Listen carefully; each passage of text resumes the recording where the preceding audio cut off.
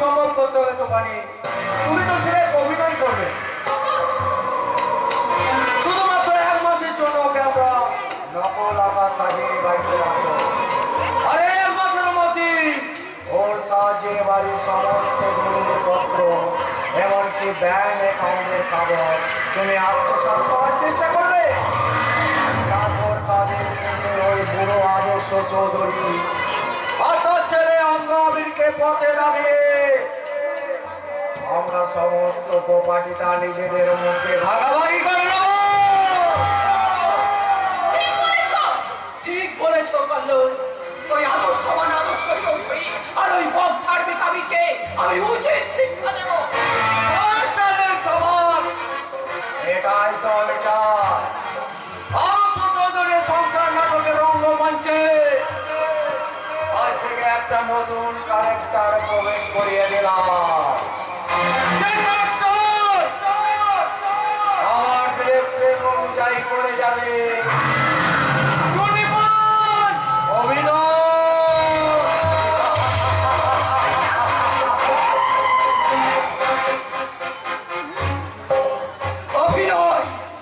অভিনয় আমি করবো কল্লোল, অভিনয় আমি করবো। তোমার নতুন ক্যারেক্টারের সঙ্গে সমান তালে তাল মিলিয়ে আমি অভিনয় করবো।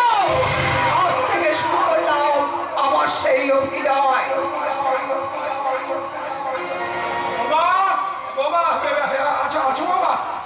সকালের ওষুধ দেখো তো বাবা, এই চোখে ভালো দেখতে পাই না। তাছাড়া ওই প্রতিমা যখন থাকতো সকালবেলা আমাকে ঠিক সময় মতো খাই দিত। দেখো তো বাবা সকালের ওষুধটা।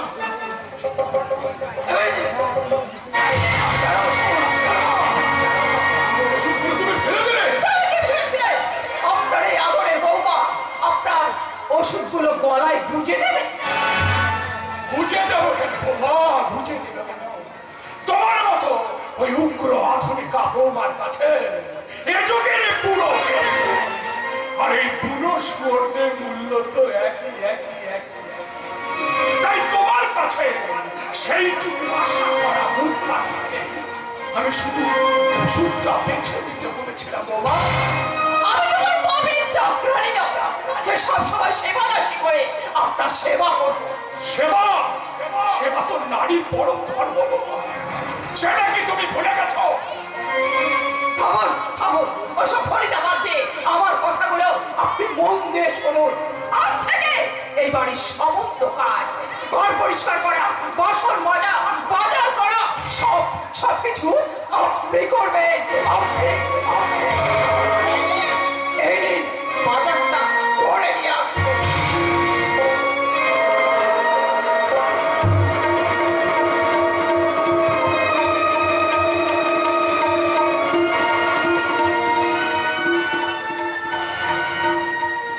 বৌমা তুমি কি আমাকে এবারে চাকর বানাতে চাও? তবে কি আমি চাকরানি হয়ে আপনাদের সেবা করবো ভেবেছেন? অসম্ভব। আমার মুড ভালো না থাকলে কোনো দিন রান্নাটাও কিন্তু আপনাকেই করতে হবে। আর শুনুন, আপনার অন্ধ ছোট ছেলেকে বলে দেবেন ঘরে বসে অন্ন ধ্বংস করলে চলবে না। হয় কাজ হলো আর না হয় পথের মাঝে দাঁড়িয়ে দুহাত পেতে ভিক্ষে করে সবাইকে বলুন, বাবু মশাইরা আমি এক অন্ধ ভিখারি, আমাকে 2 পয়সা ভিক্ষা দেন না। আমি আমার প্রথম ভিক্ষেটা তোমার কাছেই চাইলাম বৌদি। দয়া করে এই অন্ধ অসহায় আমিনের শূন্য ঝুলিতে এত করুণা ভিক্ষা দেবে। দেব, তবে করুণা নয়, ঘৃণা। আর তোমার দেওয়া ওই ঘৃণাটা আমি আমার জীবনের আশীর্বাদ দেবে মাথায় তুলে নিলাম বৌদি। আমি এত তুই সইতে পারছিস না? কেন পারবো না বাবা? তুমি যদি এই বয়সে এত আঘাত অপমান সব নীরবে সইতে পারো, তাহলে আমি কেন পারবো না বাবা? কে বলে আমি আঘাত অপমান সইছি? আমি তো বেশ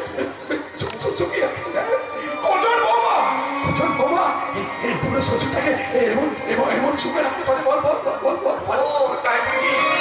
আর তাই বুঝি তোমার ওই আদরের বৌমার বিশেষ আবদারে সে বাড়ির বাসন মাজা থেকে শুরু করে বাজার করা পর্যন্ত সব কাজের দায়িত্ব তুমি নিজের কাঁধে তুলে নিয়েছো বাবা।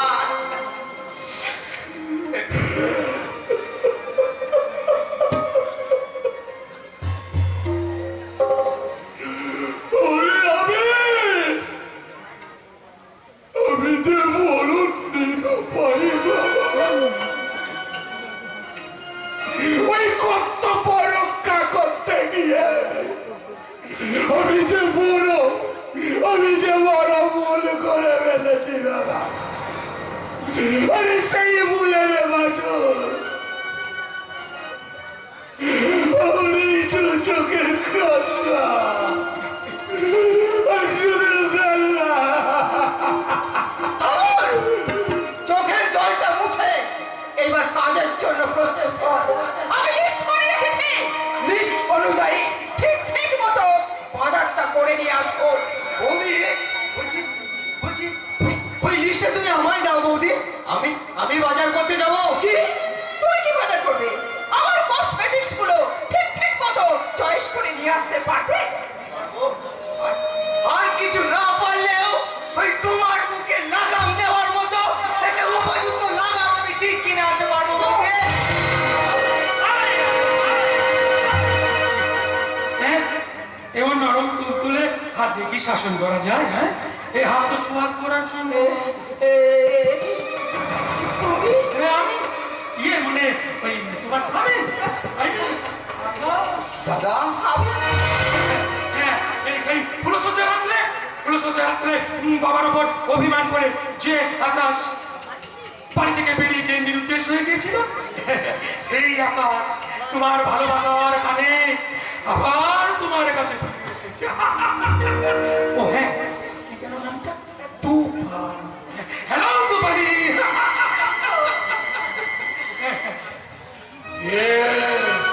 কে তুমি? সত্যি করে বলো, তুমি আমায় চিনতে পারছেন না?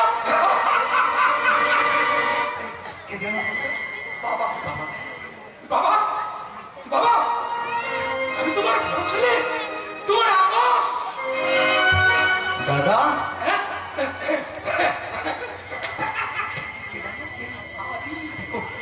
আমি কেমন আছি? কেমন আছিস ভাই? ভালো তো? আমি ভালো আছি। আচ্ছা। তুমি ভালো আছো তো দাদা? হ্যাঁ, খুব ভালো খুব ভালো। আর এই বৃদ্ধ বাবা আরে অন্ধ আমিরকে ছেড়ে থাকতে তোমার এতটুকু কষ্ট হয়নি দাদা? হয়েছিল, সেজন্যই তো আমি আবার ফিরে এলাম। কতদিন পর তুমি বাড়িতে এলে? বিশ্রাম করতে চলো। দাঁড়াও বৌমা, দাঁড়াও। কেমন যেন সন্ধ্যা হচ্ছে। হ্যাঁ বৌমা, তোমাকে ভালো করে দেখার চেষ্টা করে তো ও আকাশের মতো দেখতে নয় তো। বাবা খবরদার, খবরদার বলছি। আমার স্বামীর মেজাজটা খারাপ করে দিলে ভালো হবে না বলে দিচ্ছি। আপনার জন্য ও একদিন বাড়ি ছেড়ে চলে গিয়েছিল, আমার সাথে বাড়ি থেকে চলে যেতে বাধ্য করে। তাহলে আমি কিন্তু এই সংসারে আগুন ধরিয়ে দেব। তোমার মতো আগুনের গোলা যে বাড়িতে আছে সে বাড়িতে আগুন লাগতে কথা বলে। না মানে এই বিশ্রাম। তুমি আমার বিশ্রামের ব্যবস্থা করো, আমি কিন্তু আজ সারাদিন বিশ্রাম করবো। বিশ্রাম করবে। হ্যাঁ শোনো, আজ আমি তোমার হাতে প্রথম রান্না খাবো। ঠিক আছে। হ্যাঁ, এবং সেই রান্নার সমস্ত উপকরণ তুমি নিজে পছন্দ মতো বাজার থেকে কিনে আনবে। কেমন? এসে যে করে পায়খানা শুরু করেছে মনে হচ্ছে যেন তোমার সব জন্যে।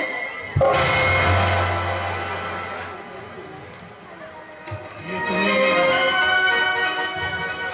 তুই ঘরে বলো কে তুমি?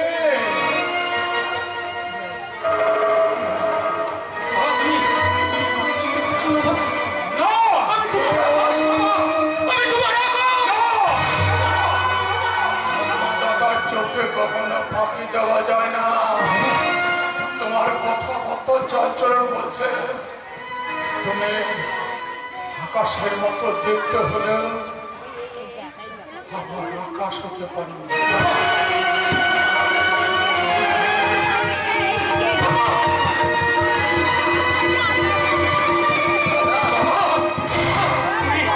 তুমি তোমার বিশ্বাস নিয়ে থেকো বাবা।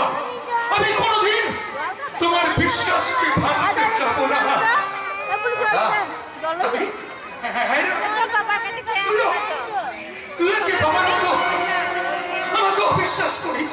তুই কি বলতে চাস আমি তোর দাদা নয়? বল ভাই, বল বল। যখন দেখেছো, তখন তুমি যেই হোক না কেন, আজ থেকে আমি জানবো তুমি আমার দাদা। আবি আর দাদা কখনো ভাইয়ের সঙ্গে ছলনার লুকোচুরি খেলতে পারে না। আবি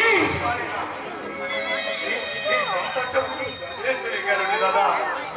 এই সংসারটা বুঝি শেষ হয়ে গেল। আমি উপার্জনহীন অন্ধ ভিক্ষু আর বৌদির সীমাহীন অপমান। আর এই সংসারের গানিটা টানতে টানতে বাবাকে আজ ক্লান্ত। আবি আর বাপকে যুবক আসতে বলি আমাদের একমাত্র ছোট বোন প্রতিমা প্রতিমা? আর একটা গল্প আমাদের সহধর্মিনী। বাঁচাও দাদা, তুমি এদের বাঁচাও, তুমি এদের বাঁচাবো বাঁচাবো রে ভাই, আমি বাঁচাবো। তার আগে সুনিপুণ অভিনয়ে ওই দোকানিকে আমার হাতের মুঠোয় আনতে হবে। বাবার কাছে নিজেকে আসল আকাশ বলে বিশ্বাস আনতে হবে। সব শেষে এই কল্লোল সামন্তর নিচে পাতা ফাঁদে আমি ওকে ওকে ওকে মিস্টার লক্ষ্যে পৌঁছাতে এখন অনেক দেরি।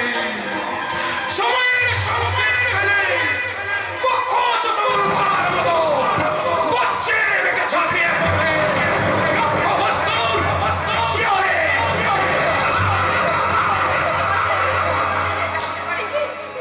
তুমি Yes! তুমি তোমার এত বড় কথা, তুমি কেন আমার বাবাকে অসম্মান করো? আমার আমার ভাইয়ের গায়ে তুমি হাত তুলতে নিচু স্বরে কথা বলো। আর যদি কখনো এমন দুঃসাহস দেখানোর চেষ্টা করো তাহলে তোমাকে আমি চুলের মুঠি ধরে টানতে টানতে এ বাড়ি থেকে বের করে দেবো।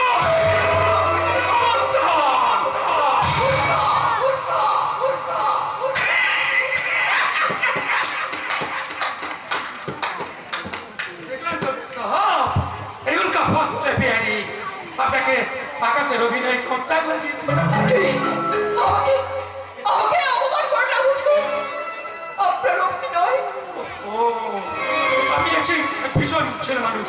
আরে এভাবে ভাবে অভিনয় না করলে ওরা আমাকে আকাশ বলে মেনে নেবে কি করে? হ্যাঁ আচ্ছা ঠিক আছে, এর জন্য নয় আমি তোমার হাত ধরে ক্ষমা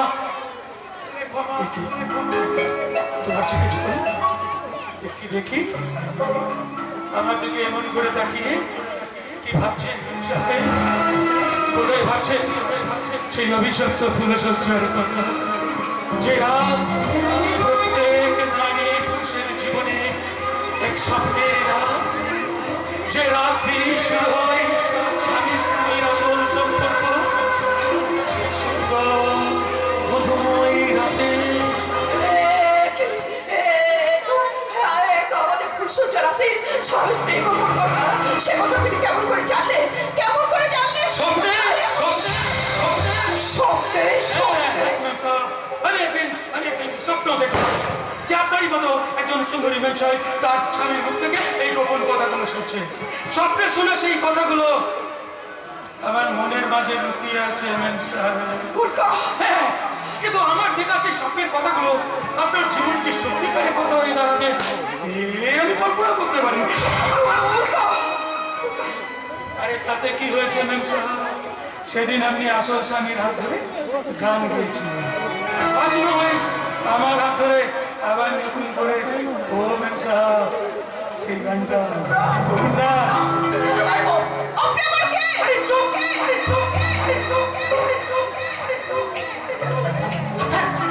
শ্বশুর দেখো এরা শুনতে পেলে আপনাকে নাটক করেছে। হ্যাঁ বলছি